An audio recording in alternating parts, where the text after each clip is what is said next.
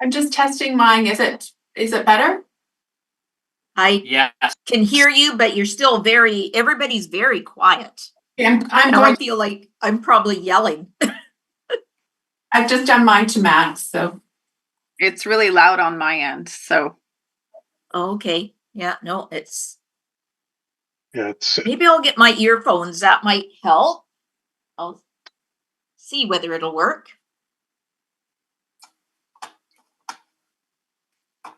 Chris, you're fine from my end, just so you know. I can hear everybody clearly. Thanks, Joe. You're coming in clear for me too.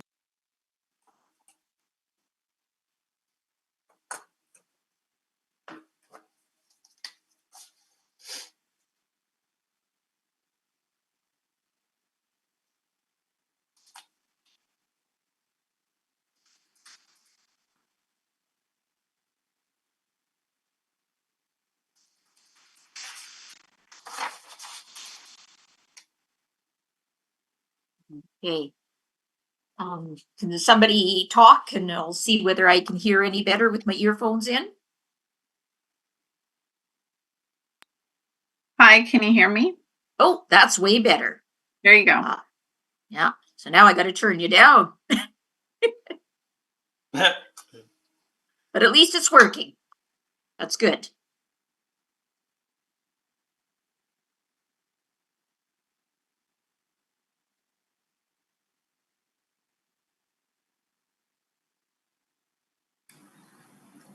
Good morning, Mayor Hewitt.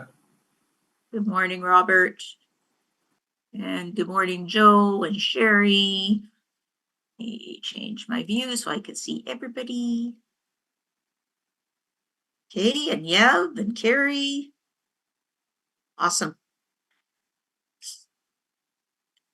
So, Christine, do we have everybody from staff that we need to have online at this point?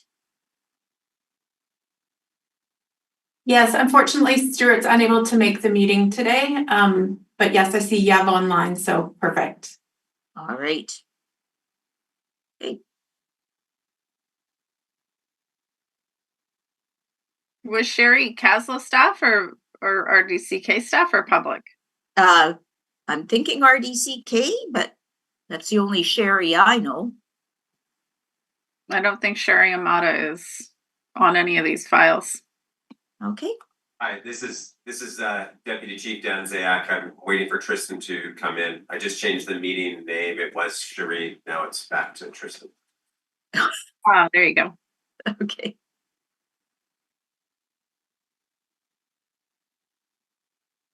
All right, we'll get started then. So we'll call to order. We acknowledge and respect the Indigenous peoples within whose unceded lands, within whose traditional lands we are meeting today. So can I have a motion to adopt the agenda with it being reordered so that the 8.1.2 and 8.1.1 are switched, so we can have the fire department delegation at the same time as the budget review? That's what you were requesting, Director Watson? Yeah, I was just going to ask that Eric's report be a part of the budget discussion with the overall fire service. So it was just okay. Report down to the budget conversation, and then we're not separating those two conversations. Oh, okay. So just to include 7.1 with 8.1.2. All right. Yeah. So then a motion to adopt. So moved. Okay. Any discussion? All those in favor? And motion is carried. So then we'll move right into the budget discussion. So S221, Regional Facilities and Recreation Park Service. So who will be leading that? Will that be you, Joe? I think we'll start. Carrie, are you okay to start with going through the parks? Yeah, I can. If you want to go park by park, then if we just kind of move down a little bit into the budget. Sorry, I'm just trying to get this stuff here myself. So Ainsworth, again, there's not really a lot of change. There's a small increase in, you know, a couple little places, but the overall budget's kind of the same.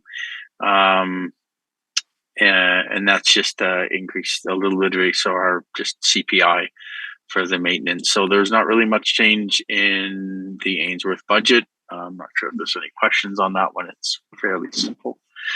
The Glacier Creek Park. Sorry, So- Chair, do you have questions as we go, or? I think it's probably better to do them as we go. Okay. And yeah. So did you have a question regarding that one? I did. Carrie, where are we at with the accessibility grant and getting that finished? It's in our work plan this year.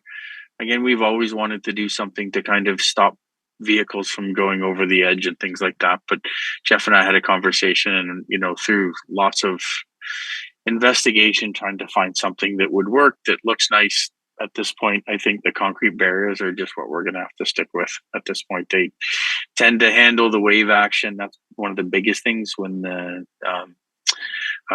lake rises and we get wave action. It's just going to, you know, kind of keep it stable.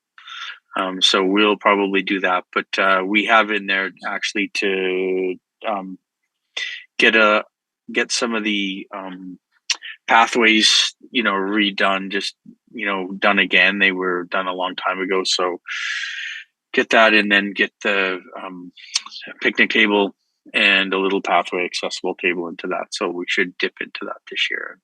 It's been a while, so we'll have that in that park to do this year. And yeah, we hope to get that done. And so the grant reporting on that one is, I mean, that's quite an old grant. Is it just not have a deadline on it? Oh, it already has. It's all, that money is ours to spend on accessibility. We've already put in for the grant years ago, and it's been signed off. So, because it was quite a lot of money. So yeah, the majority of it was finished, and they just signed off on it. So Okay. So no final report outdated or out due. correct. Yeah, correct. Okay, thank you. Can I ask you if, when you're talking about specific budgets, if you could let us know what page in the overall agenda package you're on for those Sure. people who are online, which is everybody, so we can follow along without Yeah. having to try Scroll and skip through. all over? Yeah. Fair enough. Thank Yeah, you. for sure. So that was page 4. And if we want, page 3. And we'll move on to page 4, which is Glacier. And yeah, Glacier was it was a tough year up there this year for sure, having the fires and, you know, having to close the park.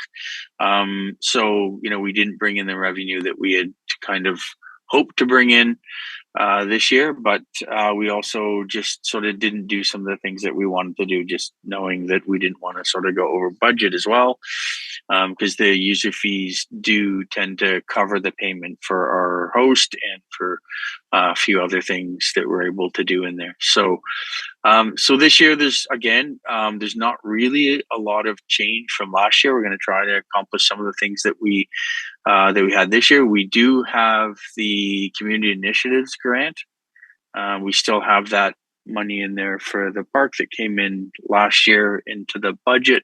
It went into our reserves, so we have it there as a capital expenditure. So just to be clear, some of this is going to depend on what we have time. Again, this is still a little early. We're still working on work plans for all of next year and what we can do and how we can do it, just with the staff that we have. So that's budgeted in there for 2025. Again, Jeff, I, and Craig are still going through work plans for next year. So on everything that we can or, would like to do. So that's really the budget there. So as you see, there's not really much change from last year to this year. So if there's any questions, I'm happy to take them. Director Watson, did you have any questions? Yeah, quite a few because of the fires. So first of all, from a budget perspective, I see that there's 15,000 budgeted from user fees, and there's a prior year surplus of 15,000, but we shut down as of I believe, the beginning of August. So do we have the actuals on what our user fees were, or are those numbers just cut and copied from last year's budget? That's my first question. Yeah, so from what I know, all of the fees aren't in. We had about 5,600 that's in there, and I think there's another 400 or 500. We're just getting that cleared up. The prior year surplus from the year before would have been from 2023 coming into 2024, so that would have put into the budget from the surplus from the year before. So we don't have an estimated, like I say, I put in an estimated surplus in the overall service. That was working with Daryl just last week, but we don't have anything specific to the parks broken down into each one yet. Okay, Yes. then I'll just, can I keep going for a few questions? Yep, go ahead. The community initiatives a grant. I assume that's community development, not CBT. No, that was so Joe, maybe you can explain it better, but it was a community initiatives grant coming out of COVID, I believe, from the federal government. Okay, that's good. That's all I need to know. Yeah. And I'm just going to keep it in my mind that we don't have the actuals on these budgets. So I'll just, when would we get the actuals on those? Are we looking at those for January? Yeah, we'll have everything, all of those will come in January for the actuals for everything. Yeah. Okay. And then in terms of the fire itself, so the draw that Glacier Creek comes down was burnt to a crisp, and there's tons of hazards up there. Have we been able to review the hazard reports and integrate any potential needs for mitigation within the park itself, or planning for possible events for 2025? How would we deal with that? Yeah, that's something that we will have to talk to. Like in terms of the park itself, nothing happened within the park, so we're really lucky that there was nothing burnt. In fact, it looked quite good by the time we were able to get back in there, and we did have the host go in there quite a bit and kind of clean up, and we reopened the park a little bit right near the end of the season, and then kind of preparing for next year.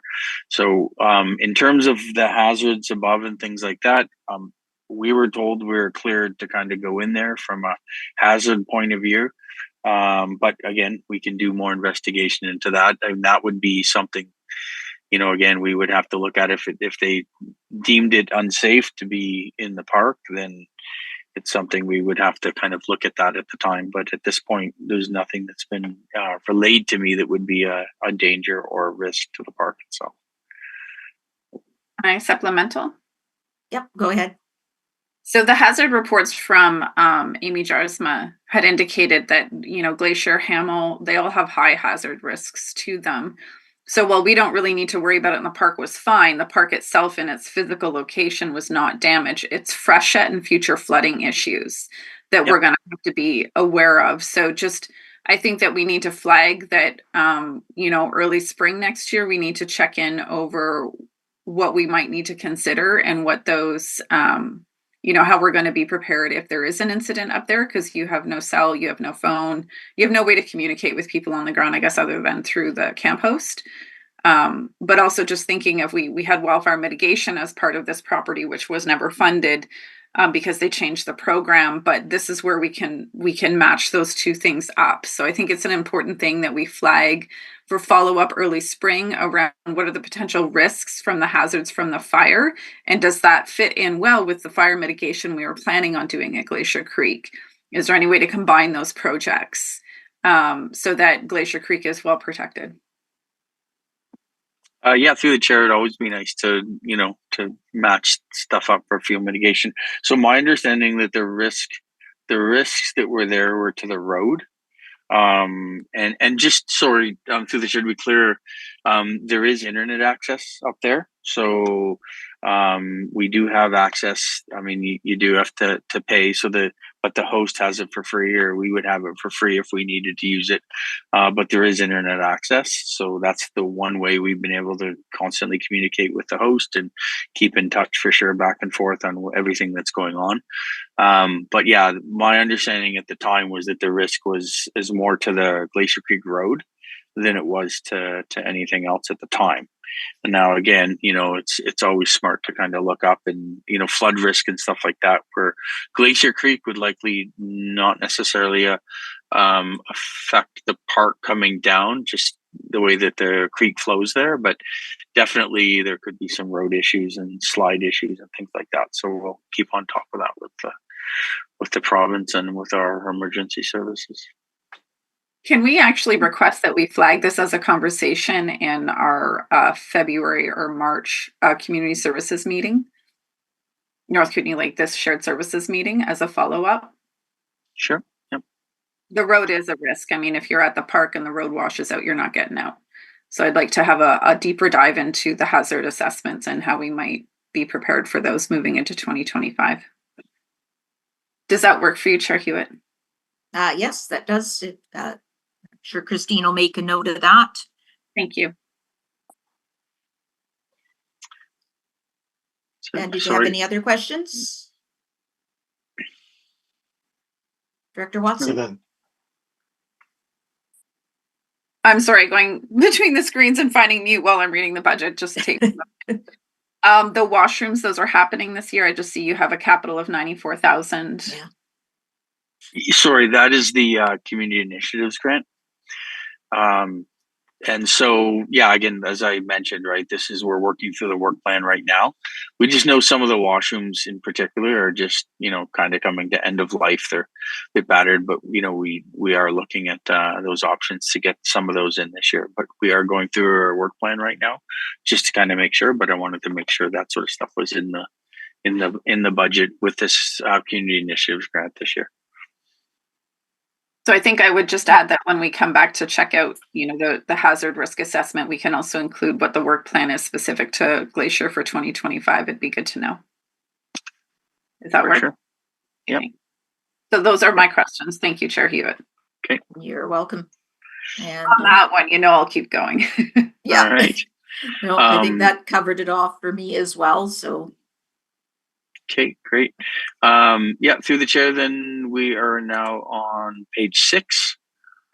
So in the overall budget package, it's page 23. Oh yeah, I guess. Okay. Right? Sorry, because you've got your package, and then we've got our overall package. Yeah, sorry, it has 23 and then 6, one on one side to the other. So page 23, or if you're looking on the right hand side, it's page 6.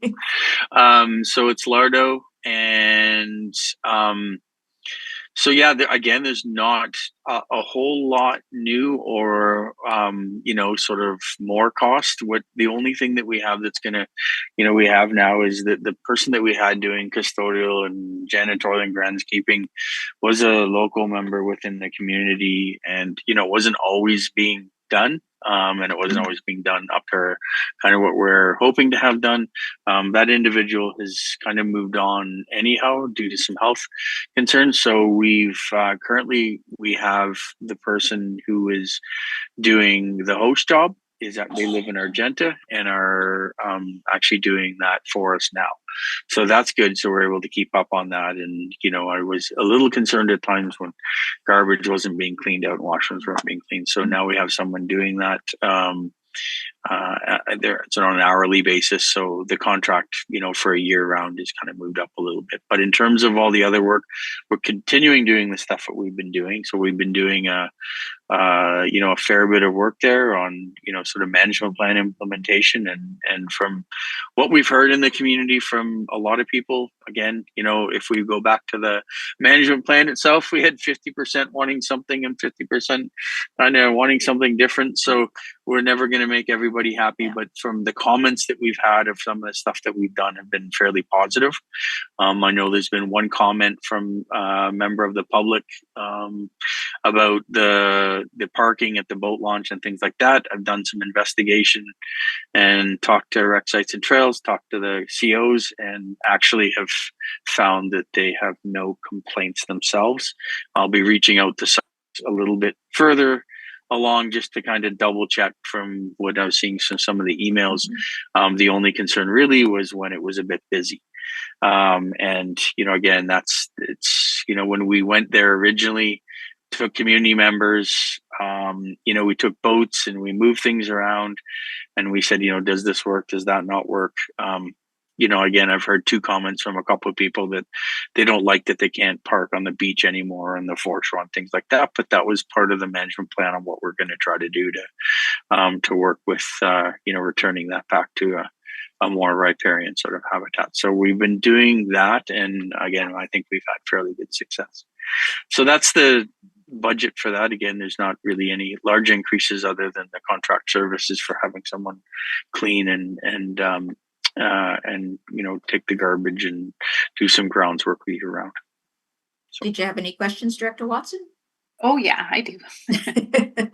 Did you want to ask first? Because I tend to ask the same questions, so I don't know if there's anything you have. Well, these parks are more in your area, so I'll definitely let you take the lead. Okay. So really great to hear that the operations, the park cleanup will still be someone who lives in the area. So that's great. Someone from Argenta. I assume that the increase of 8,000 is because 10,000 wasn't enough. Is there kind of a justification over the differences? Yeah, through the chair. So if you actually went back a year before that, it was more. And what we're finding is that the individual wasn't always charging us. So at times he was doing things, and then we would be like, well, you have to please provide us with an invoice. And then he would forget, and then he'd say, don't worry about it. And it was very kind of loosey-goosey on, and that's why I say, like, things weren't necessarily being done all the time. And then we'd go there and say, well, why isn't this done? And so, yeah, this is a bit more firm. It's, we looked at it as an hourly basis. What is it going to cost for, an hour here, an hour a week? In the wintertime, it's reduced, obviously. It's increased in the summertime, to be able to go collect the garbage, to be able to clean the washrooms, up to our standards. So that's really what the increase is that we had it higher. We reduced it because he wasn't really charging us. And one of the reasons he probably wasn't charging us is because sometimes it wasn't always being done, and it was very, it wasn't an effective contract for us, for sure. So that's the difference. Okay, great. Thank you. So 2 more questions. The other one is regarding the launch. It would be great to know, because I'm talking to CEOs and rec sites and Trail and SAR as well on that one to kind of verify the information I've heard. So it'd be great if we can copy each other on those correspondences so we're not repeating them.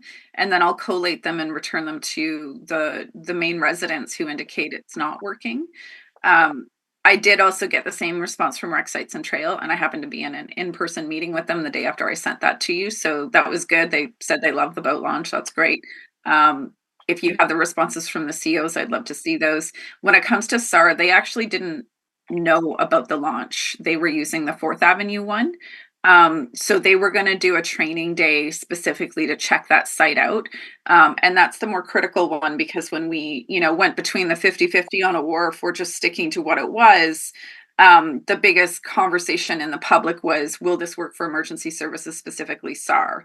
Because they have an amphibious boat. They didn't need a so I'd like to be in that conversation with SAR to check on that. The thing that was noted by all of them is that when the lake is low, that launch does not work because the concrete ends and then it drops. And we've had significantly low levels. So that's where I think we need to do some long-term thinking around, droughts and what Kootenay Lake might look like. It's not technically a reservoir, but it is managed by 2 different dams. And it's not necessarily usable when the lake is low. And so I would like to request that we just share the correspondence so that I can go back to the residents who are indicating these things and let them know we have looked at it. These are the responses, and we need to flag from a capital plan perspective how we're dealing with low lake levels when the launch is not available. The big thing with the 4th Avenue in an emergency is that if it's a really, really windy situation or bad weather, 4th Avenue is not usable. And so Lardo launch is still trying to achieve some emergency access use. If the water's low, they're not going to be able to use it. So I'd like to flag that as a capital conversation. How do we address that in low levels? Because we're likely to see more low levels, and that communications are shared so we can make sure we're all on the same page knowing who said what. Is that possible, Carrie?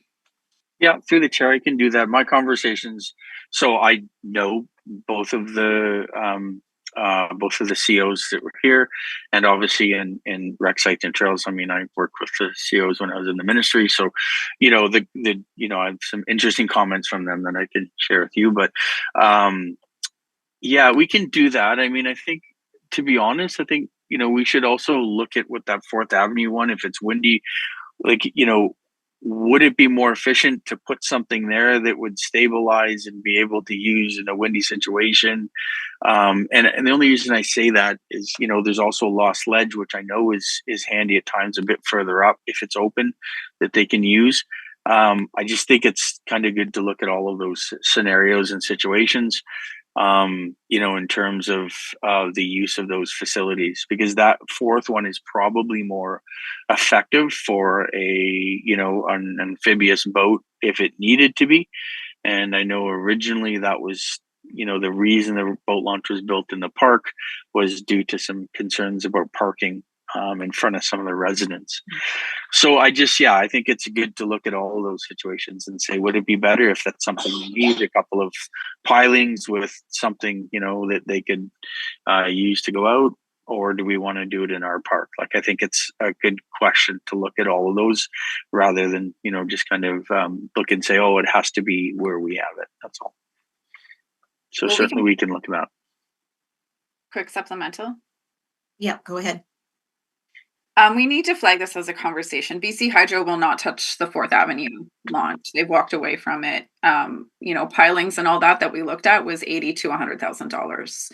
So, and it's actually aspect, like you'd have to build a pretty big wall to prevent the wind issues.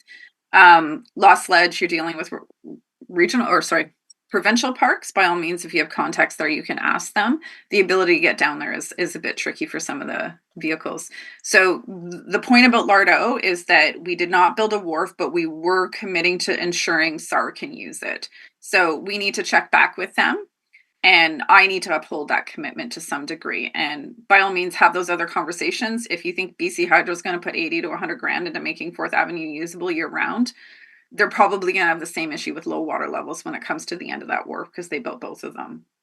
So it's a conversation we need to flag. I don't think we're going to solve it here, but I need to make sure Lardo was still usable by SAR at minimum, because that was the commitment of not building a wharf. Yep, fair enough. And yeah, through the chair, we can look into that. Anytime now when we're going to, I wouldn't look at this as a process. Either way, we can look into it, but I'm sure that, to go through all the permitting and building and fish windows and First Nations consultation, it wouldn't be a while before we'd be able to get something in anyway, but we can certainly start looking towards it. Thank you. And are there other revenue streams we're looking at besides our taxation? Because that, it sounds like it would be a fairly significant project regardless of whether it's in the park or on Fourth Avenue. Yeah, through the chairs. Well, that would be something we'd have to, that would be grant focused and some other aspects of that, because that's certainly, that would be a fairly heavy tax burden. But again, we've done lots of those projects in the past with sort of matching funds or CBT or whatever it may be that we're able to do. Okay. All right. Did you have any more questions on Lardo? No? Okay. Go ahead, Carrie. And through the chair, those are the three parks that we're dealing with, and the rest of it would be the grants for Joe. All right.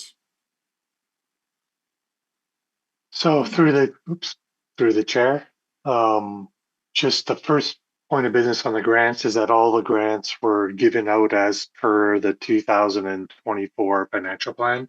So there's no, all the applications for the funding have been made, so that part is complete. Looking through this presentation, if I could share my screen, I think there might be an easier way of looking at it. So for the grant piece. So just 1 second, I'm going to do that. While Joe's doing that, can I just check in with you on something, Chair Hewitt, regarding the So it has come to my attention that some of the halls are dealing with maybe some other issues that aren't coming our way, but would be important. And I just wanted to pose to you and Joe, while this process is streamlining the whole application and the commission wasn't functioning, I don't disagree with that. But I do think we need to reconsider having them as delegations, mostly to make a point of contact because they change all the time. But number two, because asset management in some of these halls is really falling to the wayside, and these are actually emergency facilities for some of us. So something to think about if we could possibly have, some of them come in January and some of them come in February, not necessarily to, revisit their operational plans depending on what we hear today, but to actually address the wider issues of the halls themselves. So just something to think about. All right. So, that through the chair, that's probably something that, Chris, I guess we probably just need to put down that what that schedule might look like. I guess they would be asked to come as a delegation. Mhm. So here, I'm just gonna share the screen. Right.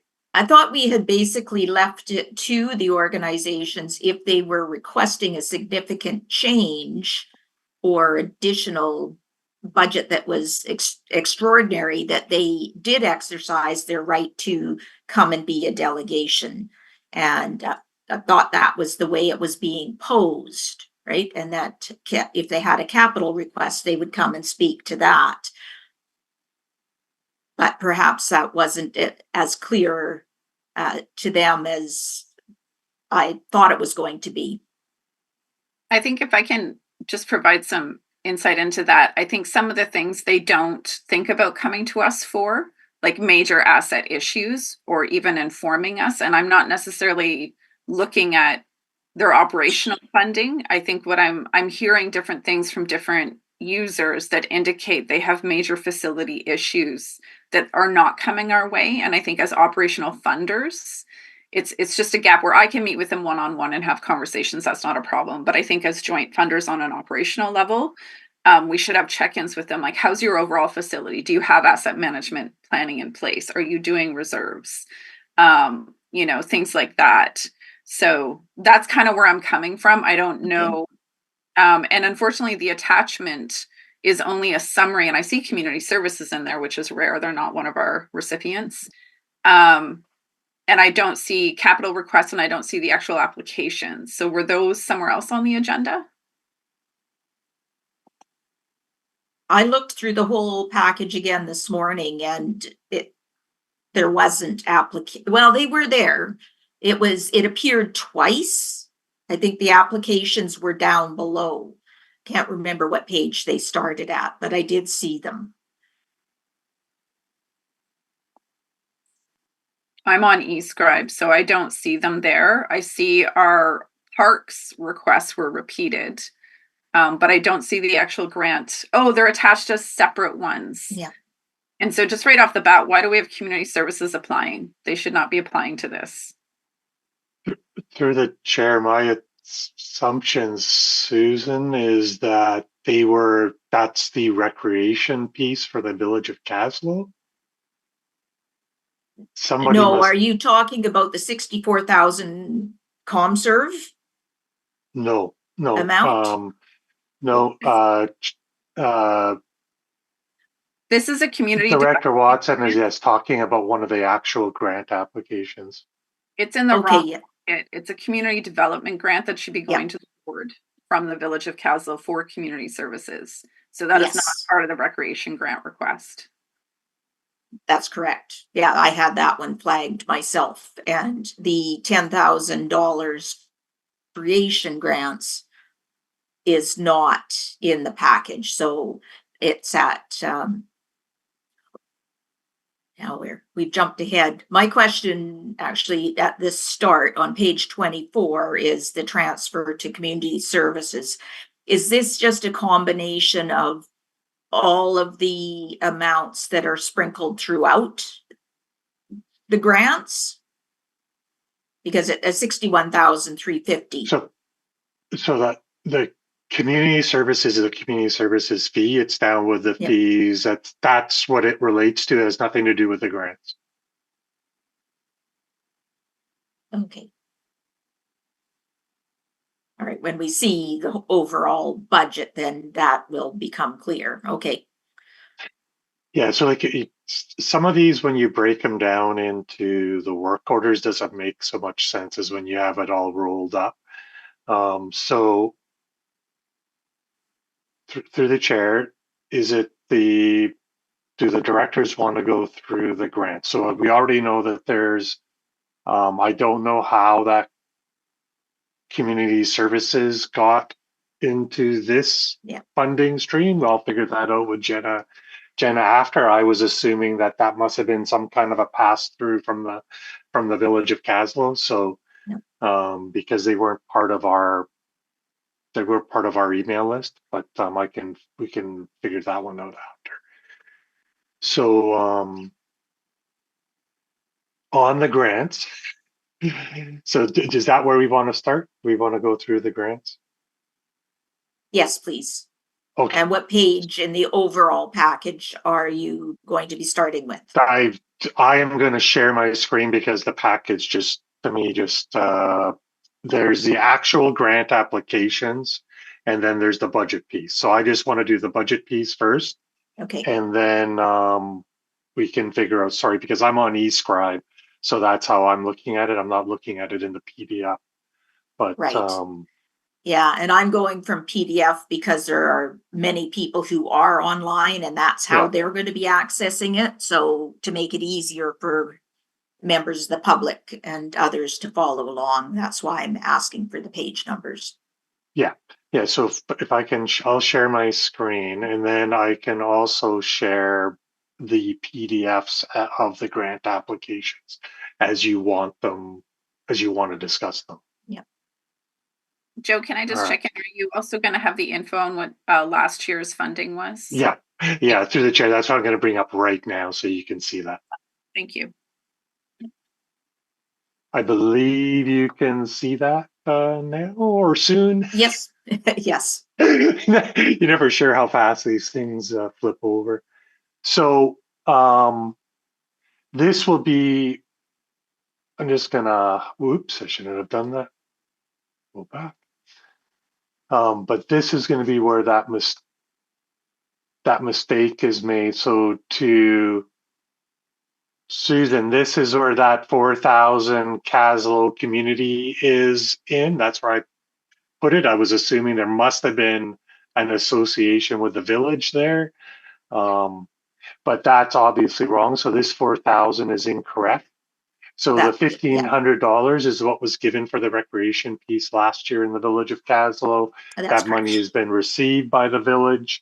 Yes. So then I do not actually have a request then from the village. Oh, we never put in a formal one. It would be 11.5. We dropped the 10,000 because we had surplus from prior years, and to reduce taxation, we got rid of the 10,000 and we just kept the 1,500 of admin. Okay, and that so 4,000 has gone, it is community development through the village and it's gone through the board already. Right. So yeah. So this, so what if I'm understanding is that I would need to change this to 11,500. That's correct.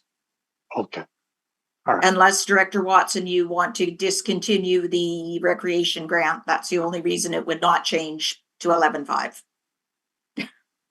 Yeah. Last year I recalled that the administrative component was separate. So I'm just checking in. The 1,500 would have been 11.5 normally, but the 10,000 was not used. So you just did 1,500. So this year it's back up to 11.5. Yes. Yeah. No. Otherwise we can't continue with that program. Yeah. Put it in as per the draft because that's what. Yep. That's fine. And okay. So I'll be changing. Yeah. So just so everyone's clear, I'll be changing this 4,000 to 11,500. Yes. The arena is the same. That was the same operational request this year. So it was 56. Contribution to the reserves for the arena to the village, the same. I have a question about that one. Yep. Okay. Yeah, go ahead, Director Watson. Thank you. Sorry, we're so casual on this one. Cut me off anytime. For the arena reserves, do you have an asset management plan on that facility? And is 10,000 a year more or less than what your asset management plan would indicate? I will go to CAO Baker for that. He's allowed to speak, right? Do I have Oh, yeah. to? Oh, yeah. Okay. Mhm. Ian spoke. Thank you, Mayor Hewitt. To my knowledge, there's not a detailed asset management plan for that building. And so I would say anecdotally, $10,000 would not come close to supporting an asset management plan. And supplemental, Yeah, go ahead. are you able to provide the current reserve balance?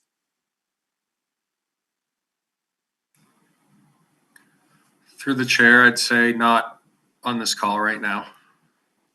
But yes, Can we revisit the reserve conversation at our next shared services meeting? I just want to know what the reserve is at and, you know, what a rough idea of the asset management requirements would be. Okay, we can do that. And noting that generally the arena board has been managing it themselves because they've gotten donations outside of this service, which they've been utilized to do some of the major repairs. So Yeah. it isn't totally reliant on this service to operate. Yeah, what I want to be able to do is check and balance. Like we put that in quite a long time ago. And so Yeah. I'm just wanting to know, like, is the amount still relevant? What's it being used for? What's the total reserve budget? What are the future needs? So like we would do with any asset, check in on those capital requirements. Okay. Thank you. All right. Caslow Park, this is the contribution to parks inside the village of Caslow, in particular the waterfront area. So that $10,000 again, that amount remains the same.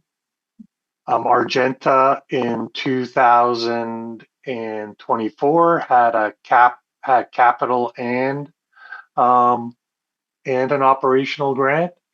They've again received both of those, so they've received $11,738 in 2024. This year, the request is $9,515, and from what I can tell from their grant request, that is all operational. Lardo Community Association last year was $41,487. Again, that's what they received. And this year the request is $40,789. I'm just going to comment on this one. Yeah, go ahead. So there was an emergency planning meeting up the lake that I missed, but I had residents indicating that Lardo Community Hall is having issues with their well, and it's not the first time I've heard it, but they haven't reached out to me. So as an independent society that operates a building, we can be very far removed from what they're actually dealing with. This sometimes is our only vehicle for connection to them. So that was what indicated to me that I will reach out to them to ask them what's happening with their well. They have a community kitchen, so it does need to be functioning. And if it's not, I'll offer them community works. But it came to my mind, and same with Ainsworth Hall. They did significant upgrades this year, and I just worked with them as director for D and provided grants along CBT. But this is part of the consideration for you, Chair Hewitt, if because we provide operational funding, it can keep us disconnected from the asset we're funding, similar with the arena. That's why I want to check back in asset management where it's at. So that's kind of where that's all coming from. It doesn't have to go through this committee, but I just don't ever want to disregard the fact that Caslow's partial funder on this. And so just think about that if we want to have them come and speak to us, or if you just want me to, as D director, help them out and keep you posted. So that's where I was coming from. Right. So we would want the arena and the curling club to do the same thing because they have independently been, again, going through the village doing that kind of thing. Well, it's a consideration for you between the two of us. Like we can still do them independently, which is fine with me. That's where I'm like, do we want them here as delegations at some point to give us an overall facility report? Because we give them significant operational and sometimes capital funding. So it's just a consideration. So take that away. And that's kind of where I was coming from. Okay. Thanks, Joe. No problem. So last year, again, you can see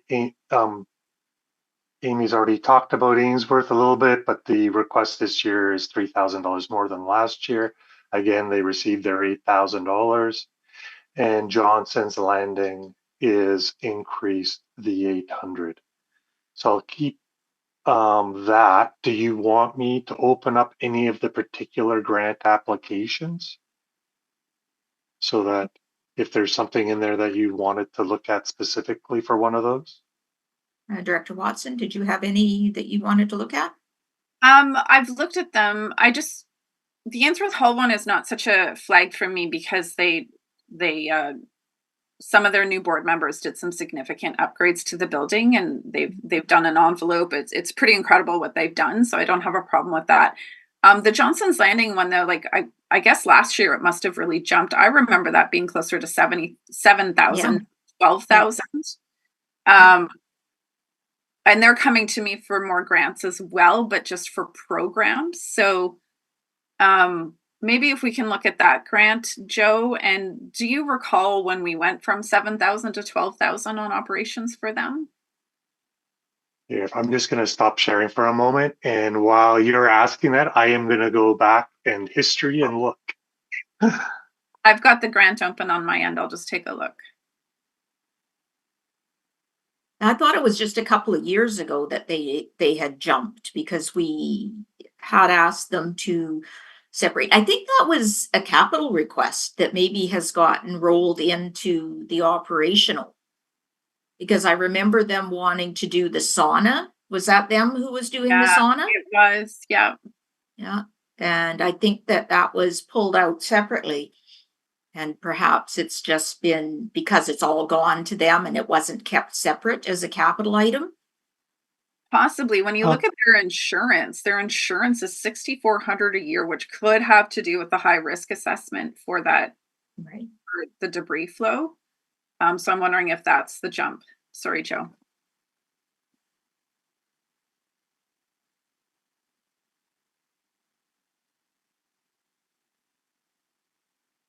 These are helpful because I actually didn't know who was writing this. I can reach out to Jenny Phoenix and ask her. But I had a few community members ask me for program funding for this facility, and I said, please go through the recreational grants.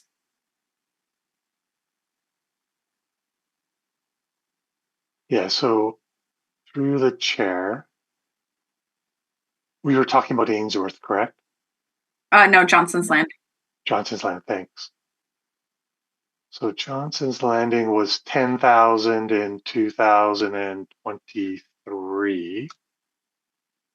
So I'll go further back.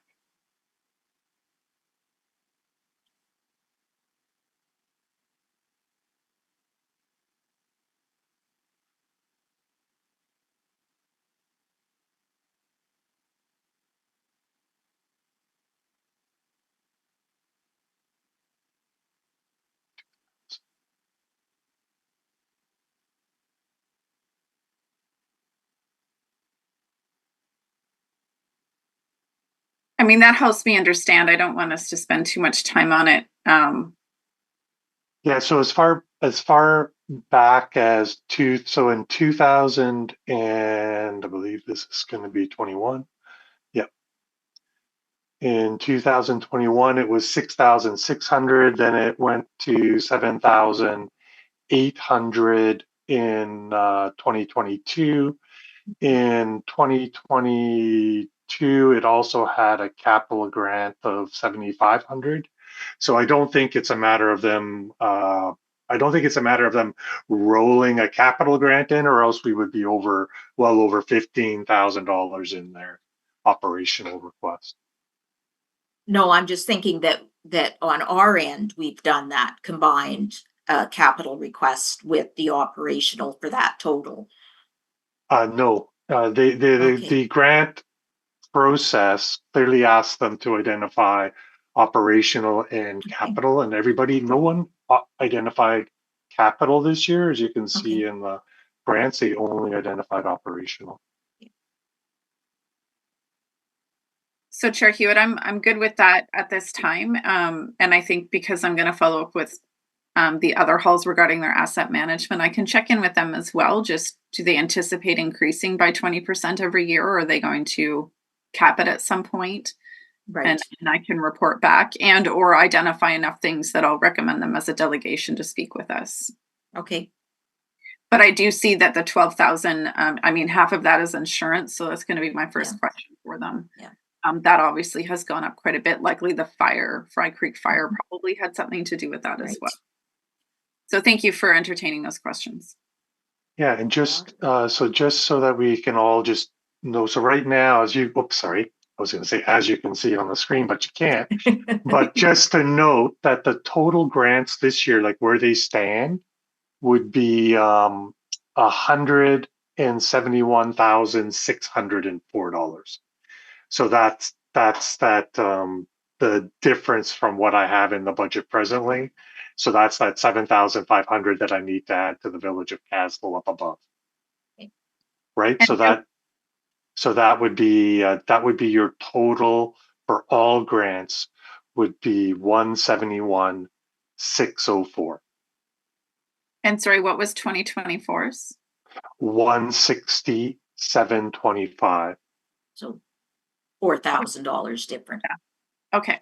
So not Okay. significant. Okay. No. So the difference between 2024 total grants and total this year would be just around $11,000.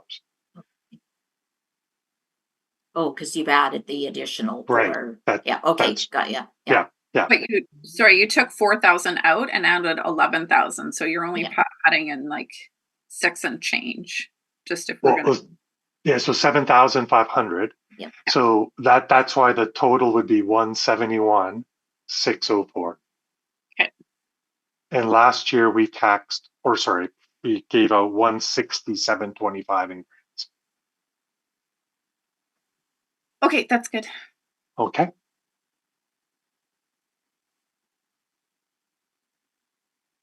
Then we'll just share this real quick. We were talking about, is that okay for that grant portion, just to make sure? Yeah. Did you have anything further, Director Watson? No. Okay. Only that for Christine, we should flag that we'll be looking at an updated budget likely in January with actuals. I don't know that the grants will change, but that'll be when if I hear from any of the halls that should be delegations, I'll talk to Chair Hewitt. But just to flag that we'll come back to this budget in January, whenever the next. Yeah, absolutely. There'll be a few more things solidified by then. Okay. Clarify, I have a staff note to reach out to halls about coming as delegations? Is that not happening? No. I'll take that on if that's okay, just so it's not, it's just easier if I take it on and then go back to Chair Hewitt on the issues to see if we should have them as a delegation or not. Okay, thank you. Does that work? Perhaps through CAO Baker and myself, we can approach the arena and the curling club for a similar request. Okay. Okay. Thank you. So just maybe to note that you've probably done 8.2 as well now. So just sorry, Susan, because we kind of skipped ahead as we were doing budget, right? Oh, okay. Let me get back to. It's a lot harder when you're online to. Yeah. I think that was one, if I'd noticed, we would have combined those as well, but that's right. Okay. Okay. Yeah. So then we're pretty much done with you, Joe and Carrie, if there are no more questions on the recreation grants. I have one. Okay, go ahead. So not a big deal, accessibility is not spelled right, but that's fine. When it comes to, Joe, can you tell me, are we changing the community services fee this year? Like, is that going to be part of a board budget conversation, or is it CPI increase, or where is that going to land? Because that's not a decision for this committee in terms of, but it shows up in our budget. Mm-hmm. Yeah, so through the chair, the primary change in that community services fee was the board decision last year to make one of the part-time positions full-time. So that's what you're seeing fully reflected there. But through to the earlier comment, Amy, like right now, that fee calculation that's there isn't taking into account if there's any surpluses or that in what encompasses those fees. So that's going to be solidified by January as well. Okay, thanks.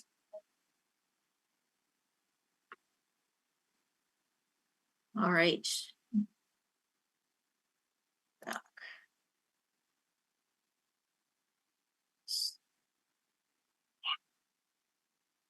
All right, so then we will move into fire services. So Eric and Tristan and Dan.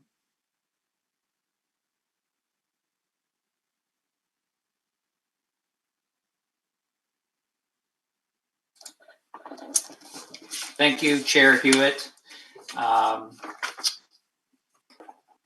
Through the chair, would you like me to go line by line Or Director Watson, did you want Eric to go through the presentation first? No? Okay. Sorry, am I muted? No, I'm not. I'm sorry. No, I can hear you. So, good question, and I did send the questions, but it was early last week. So there are facility questions I have that would feed into the budget, and capital questions I have, like the wildland tender. So I'm not sure how Eric and Tristan want to do that. If you want me to, you don't need to walk through your point by point, Eric, Chief Graham, in terms of your report. But where would you like the conversation around the current state of the facility and some of the questions that there are around it, and how that feeds into this year's budget or next year's budget? I'm not sure how staff want to do that. So that's where I'm going with it. Okay, yes, through the chair. Thank you, Director Watson. I just pulled up your email, so I have sort of a bit of a template to work off of. I guess I can start with, would you like me to start with the report since that's the first bullet point? Yeah, I guess, sorry, Chair Hewitt, your call. And then I'm not sure how Tristan wants to work this in. So that was my original question. Did you want Eric to go through the report that he submitted, which was the same as the Village of Castle got, or do you want to just jump right into the budget discussion? I'm happy to jump into the budget discussion. It's the budget Tristan did, as well as specific questions on the facility based on Eric's report. So I don't want to tell staff who goes first. That's the part where I would rely on Tristan to indicate. Okay. Chief based, sorry.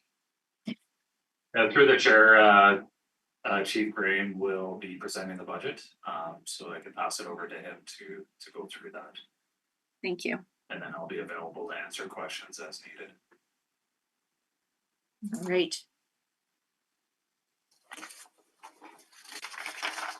Okay, then go ahead, Chief Graham.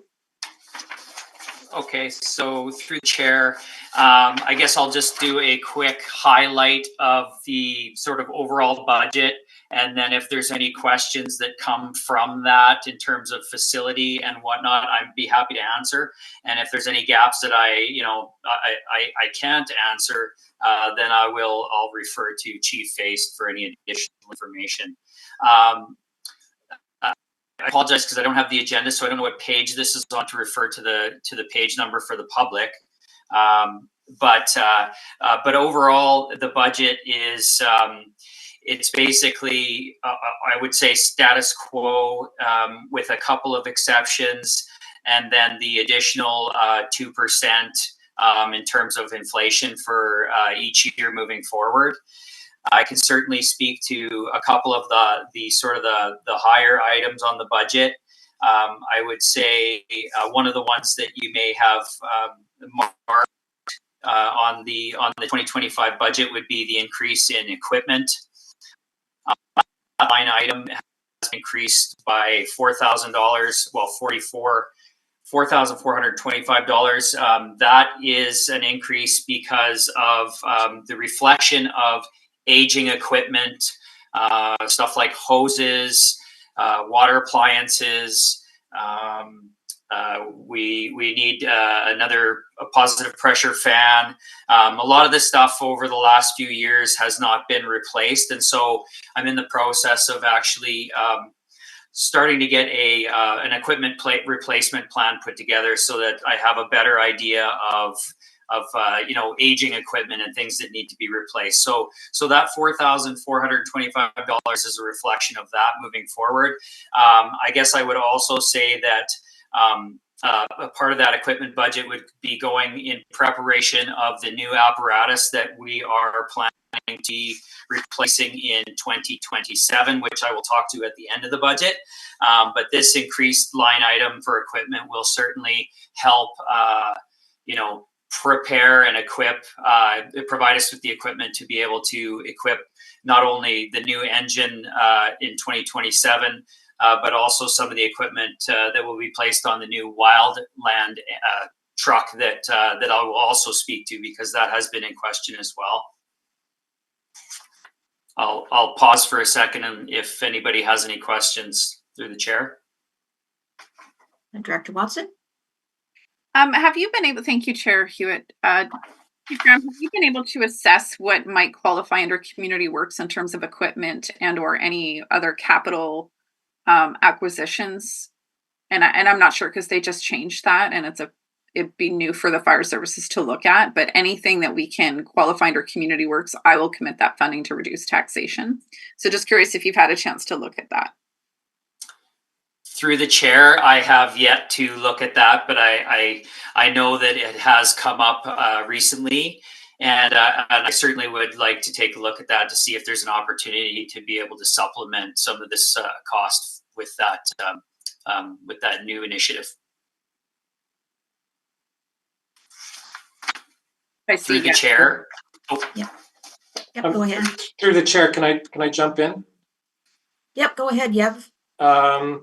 Right, so one of the big large changes in community works funding for this year is that fire apparatus will be eligible.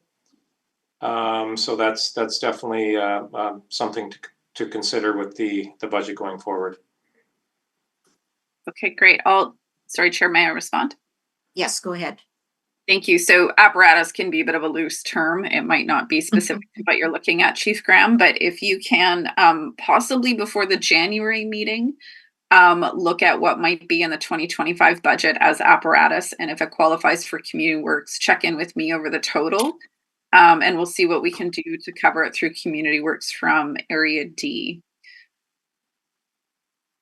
Thank you. Through the chair, absolutely. I was unaware of that application. So, I will see what fire apparatus, sort of what the definition through the Community Works grant would entail, and certainly bring that back to the next meeting. Thank you.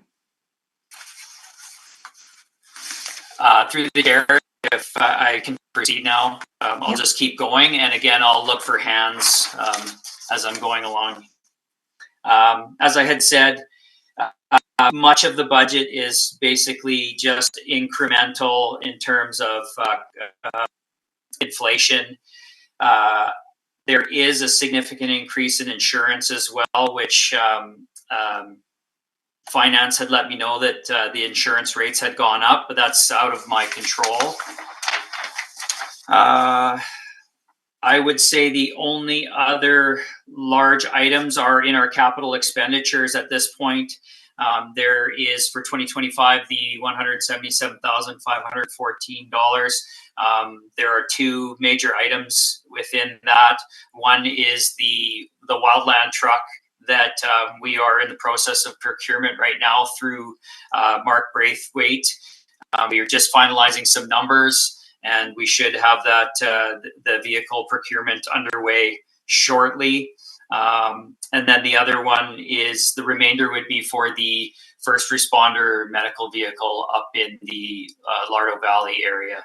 Those are the two main items under the capital expenditures. Can I just clarify the salaries? It's the jump is because it's now a full year of yourself as chief rather than just a portion of the year? Is it a big portion of Through it? the chair, I believe that is the case, but I would also refer to Chief Face just to clarify. Through the chair, that is correct. All right, Director Watson, did you have any questions? I do. I have a couple. Just in terms of the structure of it, so is the first responder service for Area D just going to be, and I'm not disagreeing with this, just curious how it's working. That funding is being moved into the fire service budget. It makes sense because you're actually the one managing it, and the equipment. But so that's my first question. Then I have a second question on the equipment. Through the chair, the Area D first responder is going to be a separate service. We're just working on finance right now to establish that. So this does reflect it in here at this point, but it's actually going to be in a separate service and then transferred to other service from that service into the Castle Fire Department. Okay, that sounds similar to the response service for Ainsworth Woodbury. We tax for it through a separate service, but it comes into this one as a transfer. I just want to note that the actual vehicle itself needs to be placed in Lardo Valley, just as a functional thing. That's not necessarily budget, but just when we get to that point, we can circle back to it from an operational perspective. But the vehicle cannot be in Caslo from just a logistics perspective. So that's just my input. My other questions were related to the reserve, and maybe I'm not seeing it because I think we went by the reserve. The total reserve for the budget right now, is that somewhere on this budget? Through the chair, I didn't include it on the budget, but it's 277,000. And I don't have the exact dollar value, but I can pull it up. Okay. Can I roll with a few more questions, Chair Hewitt? Yeah, go ahead. So with the contribution to reserve this year, it is higher. Are we using an asset management plan to determine that? Or I believe we haven't completed our asset management plans on the fire halls yet. Through the chair, that's still ongoing. It's not complete yet. And so the contribution to reserve for 2025, how was that calculated? That was increased to account for the engine purchase in 2027 to try and bring the borrowing cost down when that apparatus is purchased. Okay, then. So if it qualifies for community works, we can see a change there. Correct. Okay. And I'll go back. I saw you had unmuted a while ago. Yev, did you have something that you wanted to add to the discussion at this point? Through a chair, yes. I was just going to clarify as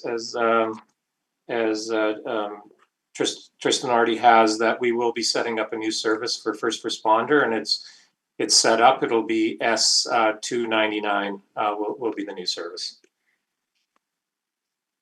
Thank you. 2 more questions. Yep, go ahead. Thank you. In your assessment with Community Works, Chief Graham, I know that the acquisition of the vehicle for the first responder service and then the required asset replacement for the fire service as a whole, look at both of those. I know that's significant dollars, but anything where we can reduce taxation and borrowing, Community Works is for Area D is held for water systems, and it takes some years to get it figured out because of the water. So by all means, look at both of those and we can circle back to if I have that kind of funding.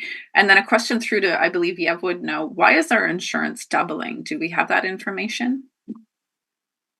Through the chair, I don't have that information in front of me regarding this specific service. Thank you. I'm good for now. Thanks, Chair Hewitt. You're welcome.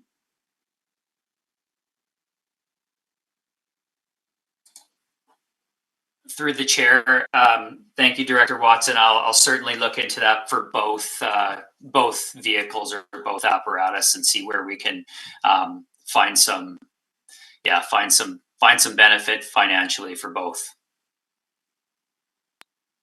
I'm sorry, I forgot I had another one. Go ahead. It's about the wildland tender. I just want to know that is going to be operational in time for 2025 because we've had that on the books for a couple of years, and I know we've had a purchasing agent, we've had staff change. There's, you're looking for the best deal. I know all that. Can we please have that operational by 2025 season? through the chair.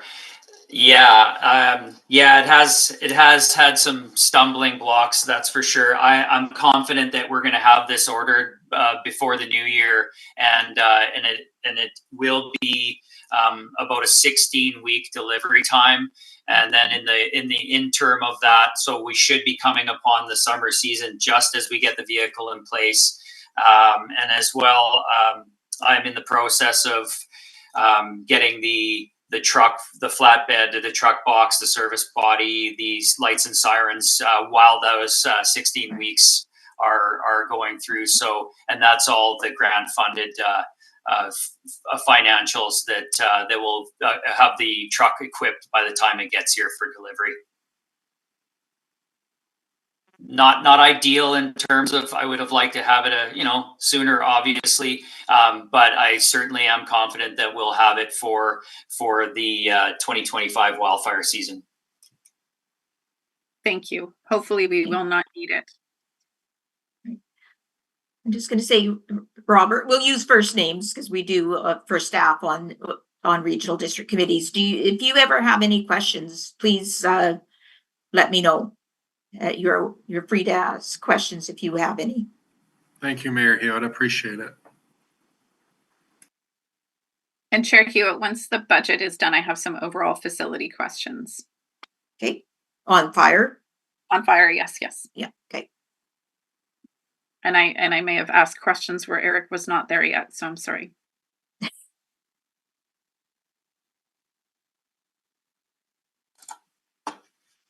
Through the chair. So I don't know if there's any other questions for the budget itself. I didn't go through every line, but those are the ones that I thought I would speak to because those are the ones that had been increased significantly. Otherwise, we're on track for just small increases due to inflation for the next few years. When do we anticipate that the December figures are not adjusted for any year-end adjustments, but that they'll be available? Because we've got a profit of 8,900 showing on the actuals for 2024, the year to date. Will we be in line with that, spending the entire budget? Will we be over?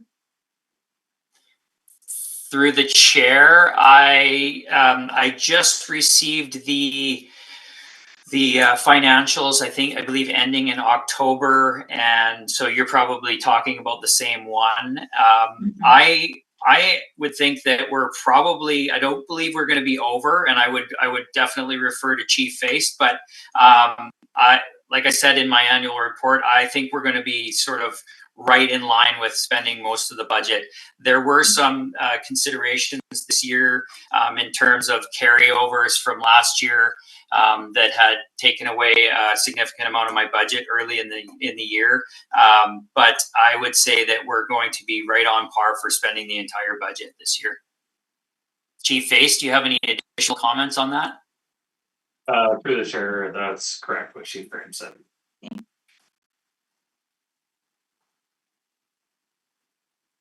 All right. So then if Eric is done with the budget, you had some general questions, Director Watson? I do, but Yev just put his hand up. Oh, sorry, I missed that. Go ahead, Yev. Yeah, thank you through the chair. So this is our I think our first fire service budget presentation this year, and they got in just a bit early. So the other figures that will be changing is the IT and general admin fees will be higher than what's been presented in the budget today. We just finished up those numbers over the weekend, so we expect the IT fee to be going up to about $7,800. And the general admin fee is not complete yet, but that will likely be higher as well. So just a bit of a heads up on those two items. And the IT fee, that's because the switch over to Microsoft? That's correct, Chair. The switch over to Microsoft required us to purchase licenses basically for anybody who has access to an email or any of the applications. And so with the fire services, so we switched over we changed our allocation model, but with fire services, it's a bit more tricky because we've got a range of volunteers that require a different level of IT services. So we've for this year, we've chosen to go with a flat fee across each fire hall of $7,800, and then we're going to refine our IT support model for fire services, and so that may change again next year.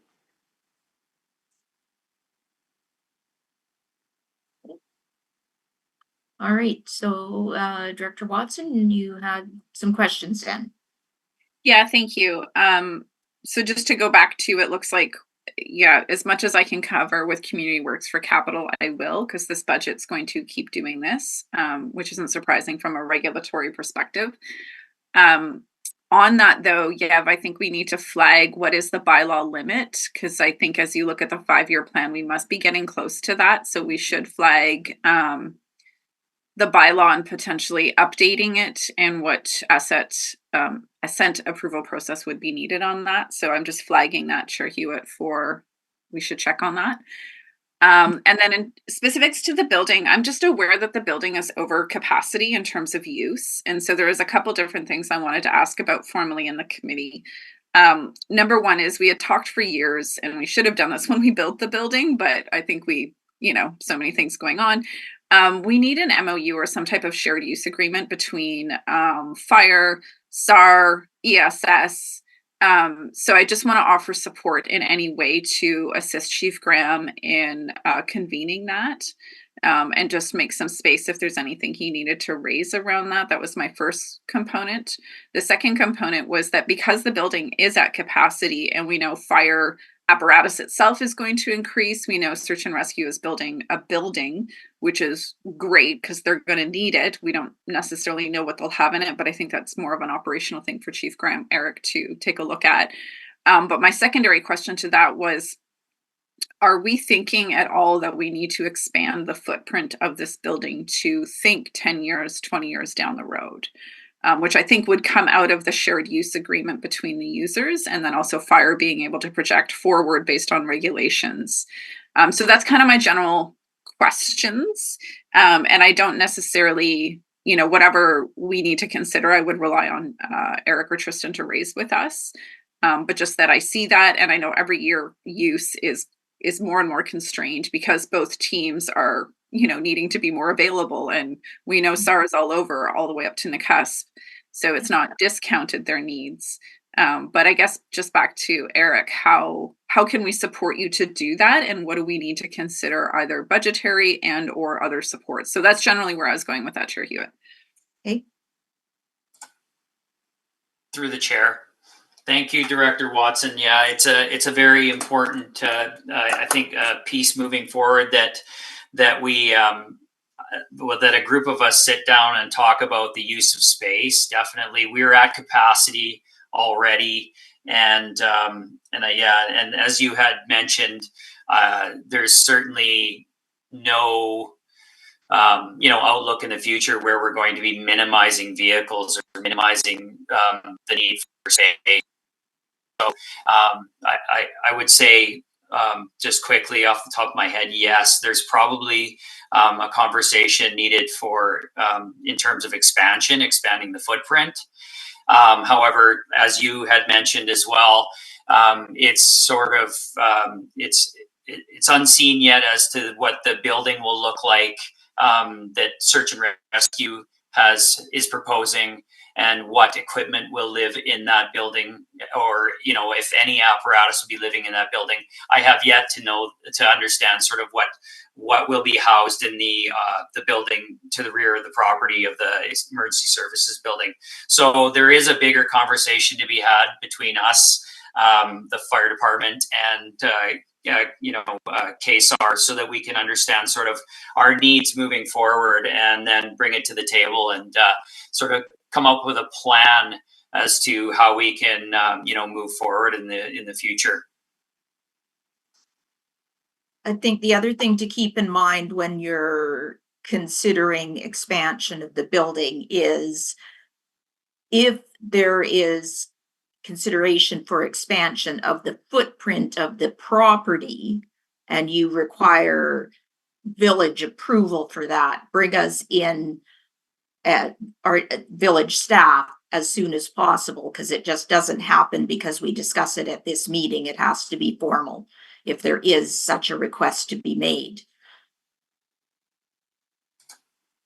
Through the chair, absolutely.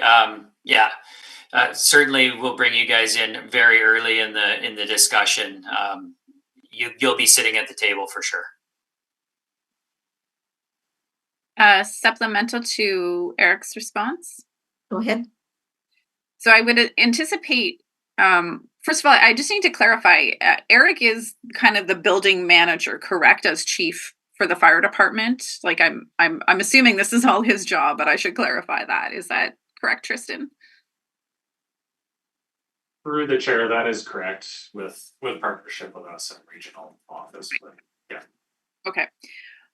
So then I would just leave it to Eric to ensure that, like, I would think your first step is sitting down with KSAR. What are you using? Where are you going? What does the building look like? Which will then inform what's our capacity from a fire department, and do we even need to expand the footprint or not, depending on what their building looks like. So I think that I would consider that predominantly operational, but at any point you feel like it would be helpful to have Director Hewitt and I in the conversation, I'll just rely on you to pull us into that. And I'm happy to participate in any conversations because it's kind of fun when we can talk about, all the great things we do. But just that I wouldn't be a part of that unless you invite us to, and I would wait for you to do that. But always happy to support. So thank you. Through the chair, yeah, you're absolutely right. I mean, there is a larger conversation to be had between the two organizations, agencies, just in terms of where we see both agencies, where we see our future growth, and the intentions of how we see both services expanding. And so there is an opportunity there that we need to take advantage of first and foremost. There was some conversation in terms of a lease agreement as well, which I think will help us understand sort of, how we can both, or I should say all three of us with ESS as well, even though they are a smaller component, use the facility to our fullest potential, all three organizations. That is a truly shared facility. So there is opportunity for conversation there.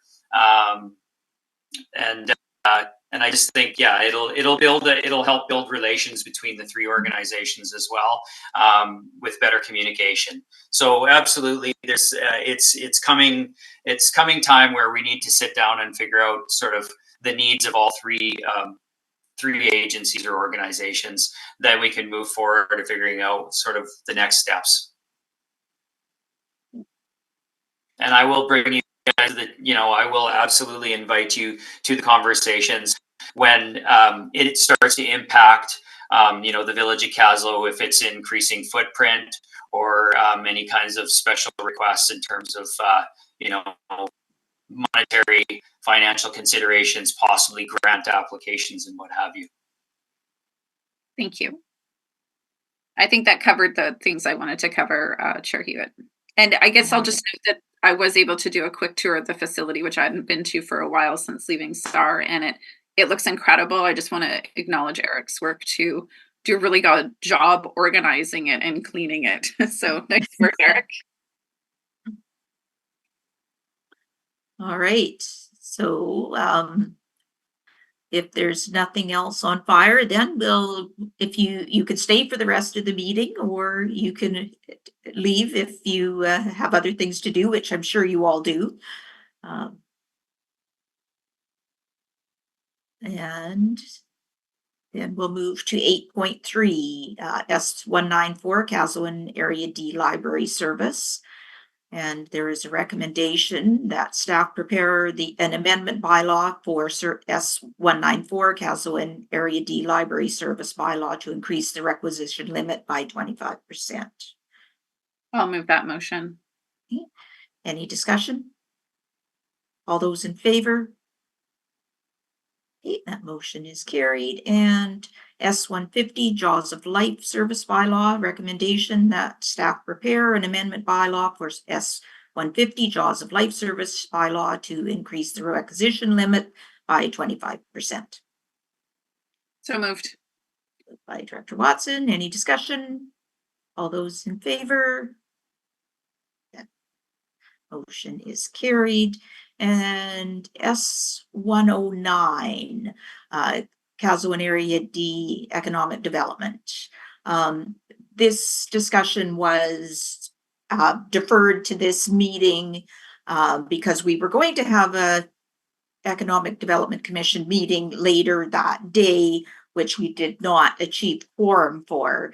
So basically, we want to have the same discussion that we were going to have at that meeting, and it's whether, because of the challenges of getting public members to serve on that commission, whether we continue with that. We've got village staff trying to organize a meeting for a week from now. The call has gone out for agenda items and for confirming attendance. So we, at this point, do not know whether we will be successful. So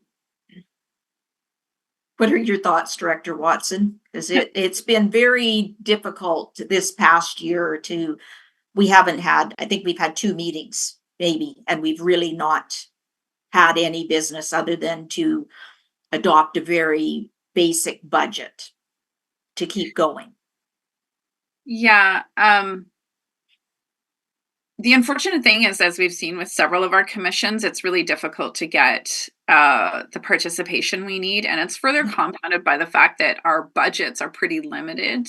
And so I get the catch-22. People show up and they're like, but we can't do anything because we don't have enough money to do much. And so I get why people get disengaged from it. I don't see, with everything we have to do in terms of servicing, I have no interest in increasing this budget significantly whatsoever, just because just look at fire. We haven't even talked about RD services as a whole yet. But I do think my recommendation would be that we look at not disbanding the commission formally, but making it dormant for a year, still taxing. And what we do with that funding is specific to what's already occurring, which is give part of it to the chamber, give part of it to Links, so they'll expand their economic development specific projects, and they can report back to this committee. That would be my simplified way of saying, like, especially with the chamber one, like I know the Village of Caslo funds Maydays wholeheartedly, and I don't think they've ever asked Area D for funding, likely just not knowing that I'm not actually a part of that, or D's not a part of that. So that money going through the Economic Development Commission and not through the Village of Caslo, I'm not saying Village of Caslo does it twice, but looking at ways to just already support the things that are occurring in our community that require more supports instead of trying to look for new. So that would be my recommendation. I feel like there's really good projects occurring that we can support with the amount of funding we get through taxation. And the unfortunate thing is the big projects we did are done and dusted, and they, they are where they're at, but we don't have staff for this service. I don't see the RD being an economic development service. Again, it's just capacity is we can just sit around and wait for the province to delegate stuff to us and we're already beyond capacity. We don't sit around and wait for it. It just happens. Sorry, that was a bad thing to say. So that would be kind of where I would go with it, is that don't stop the funding, but let's be very specific with the funding, make it equitable. Village doesn't have to pay wholeheartedly for Maydays. D can participate. And what Links is doing with our Market Fest was actually really successful for Lardo Valley, so they can expand that to include other areas. So that's my thoughts off the top. I think our commission meetings are always disappointing because we can't get participation, and at the same time, there's not much for them to talk about, so I kind of get it. That's my ramble. All right, thank you. So I'm going to go to Yev. Can we make the commission dormant but still tax, or how do we manage that? Because you can't have a dormant service taxing. I don't believe. So how would we achieve the goal of, because I agree with what Director Watson is proposing. It's just the mechanism to do it, and how it should be done. Through the chair, I'll have to check with Mike Morrison, the corporate officer, on that, about what the rules are around dormant. Go ahead. There's Sorry, two so services. They're not yeah, the that's right. So like with the rec commission, we haven't had the commission active for quite some time. That bylaw is Okay. separate. The actual requisition bylaw is separate. So we do nothing with the requisition bylaw. We just wouldn't populate the commission. We wouldn't appoint Oh, members. okay. So it's what we've done with recreation in Glacier Creek for the last 2 years. Okay. The only issue there is there's still been the notice, like, Angela still has to go to the effort to say you don't have enough bodies to populate this commission. I'd like to see that taken off of her plate, so she doesn't have to send out those emails for those 3 saying you don't have enough members. You know, do you need us to advertise for that? Through the chair, just like Amy has said, like what you're essentially saying is that this year you have no intent of scheduling those meetings. So that takes it off of Angela's plate at that point in time. Okay. And Okay. this North Kootenay Lake Services Committee, and Amy and Susie may know your terms of reference better, but I assume that you have all the delegated authority from the board to make those recommendations to the board right now. So through to what Amy is saying, you're actually not changing necessarily anything. Yeah. Okay. Yeah. It raises a really good point. Susan, I guess if we're at first names, that's cool. Chair, Mayor, Director Hewitt, Susan, that with the rec commission in Glacier Creek, I actually failed to let Angela know several times. Oh, we're dormant with that. We can't get the members, so we're just not doing that. So it's a good catch to make sure the administrative staff know that. Mhm. And I did actually just get the notice over, because we'll get separate notices over what our appointees are needed. Like you'll go direct to the village, mine will come to me. So I included the Economic Development Commission in my advertising because I wasn't quite sure where we're at. Right. So I think what we would do is we would make a formal motion at this committee, which would end up at the board table, just acknowledging that we're going to dormant the commission for this year. And the budget conversation can still be at this committee, because even when it's at the commission, it still has to go to the board. And so through the shared services committee, we still have a vehicle to do the budget conversations.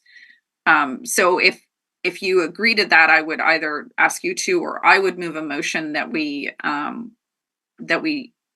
just want to say dormant. I don't want to disband, because I don't want to give direction to staff to like deactivate the bylaw. We might get to a point where there's a big project and hey, let's put a commission back together.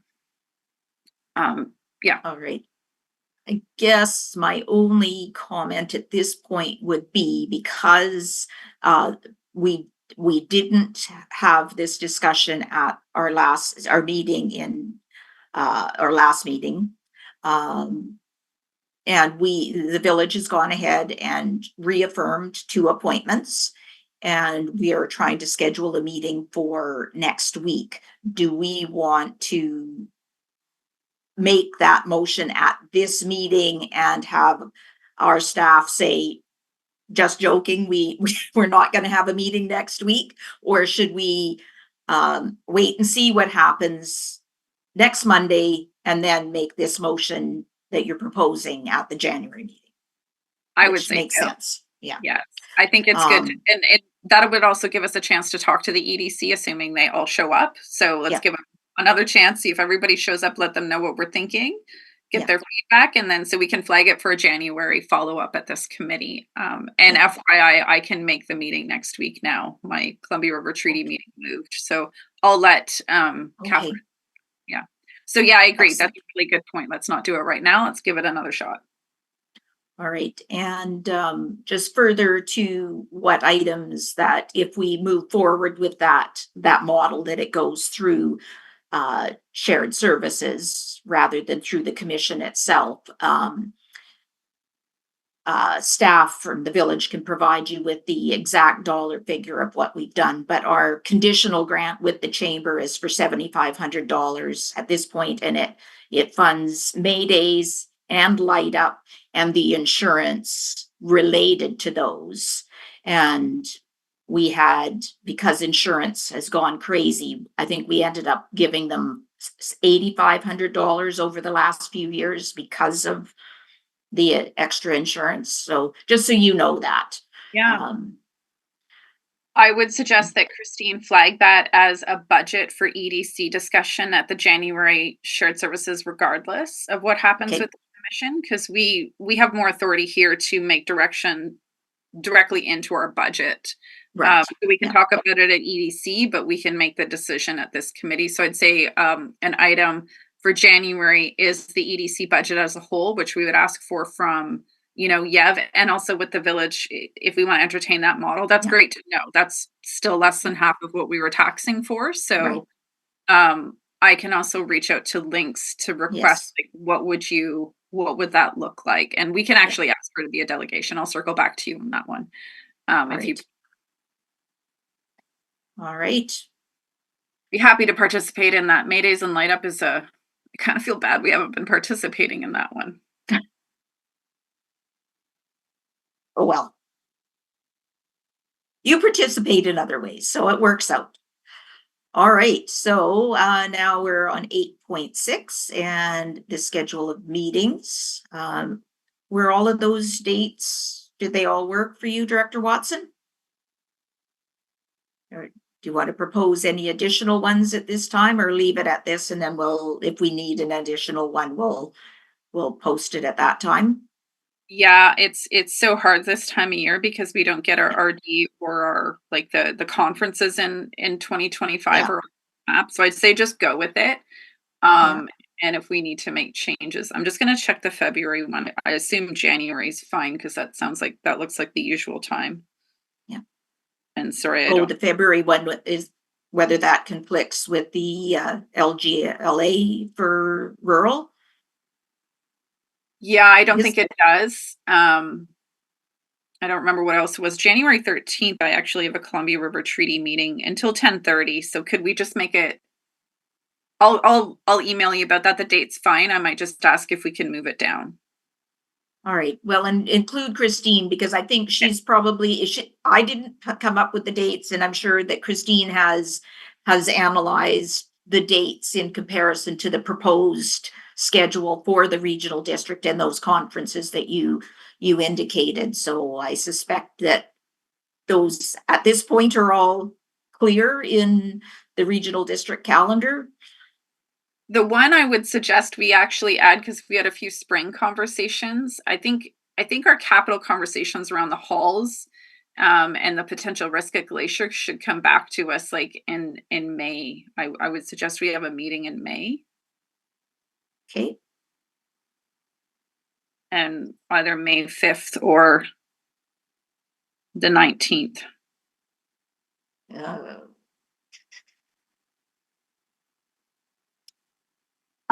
5th would work better. May 19th is a holiday. I haven't noted. Yeah, that's what I was just looking that up.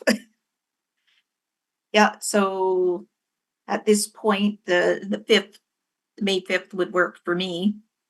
Okay. As far as I know. But I've got other calendars I will be populating as time goes on. Yeah, I think that would be the only change I would make, and we'll just roll with the rest. And if something comes up, we can shift them. All right. So for the chair, all of those dates work with the RD calendar and conferences and everything. Great. Thanks for putting the work into that, Christine. So we'll adopt it as is with the addition of May 5th. So moved. And with a possible time change for January 13th. Okay. So will you make that motion, Director Watson? So moved. Okay. Any discussion? All those in favor? Motion is carried. And the next one is Imagine Kootenay, just to keep, this is sort of an EDC thing. So I thought I would put it on here in case we do decide to roll that in, because that was another item that we were funding through EDC, was the membership with Imagine Kootenay. And as I'm the appointed steering committee member for Castle and Area D, this was the memorandum of understanding, and it outlines what the fees are.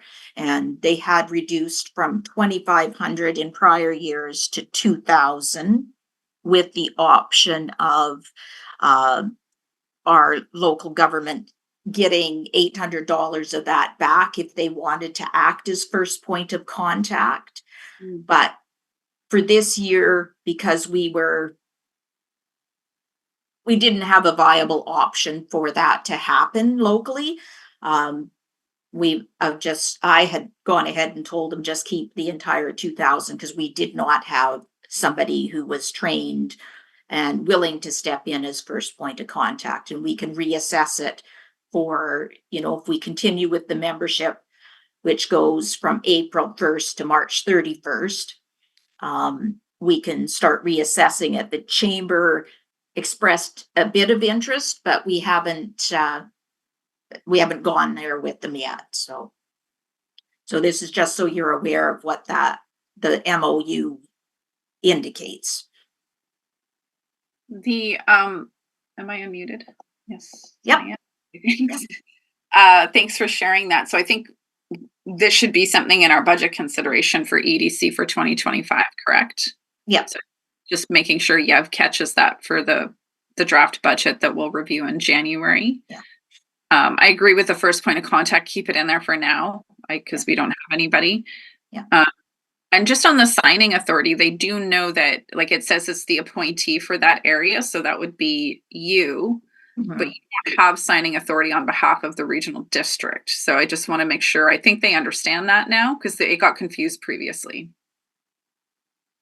Well, this had been forwarded to Stuart for his input and for all that stuff. So I was assuming that what they had in here was feedback from him, because I looped him on, because I couldn't make that call as to who was signing. And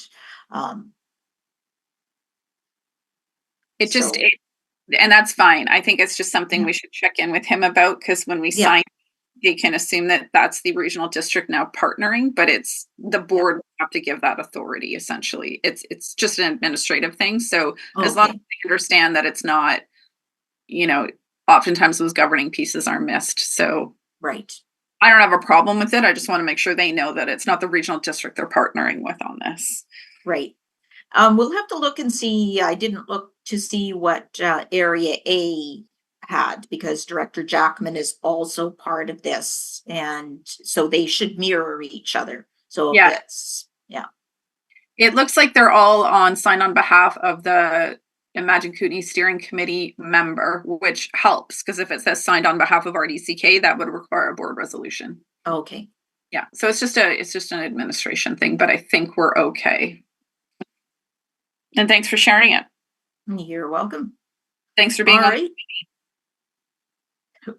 Oh, no problem. We actually just met last week. So, all right. So that brings us to public time. Are there any questions from any members of the public? If you do have any, just please unmute. I'll give you a few moments to do so.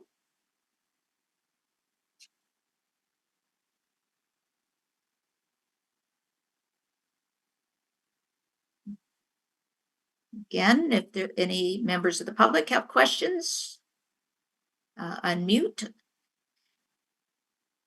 All right. I don't see anyone unmuting. So the next meeting is scheduled for January 13th, 2025 at 10 a.m. at this point, and it may change.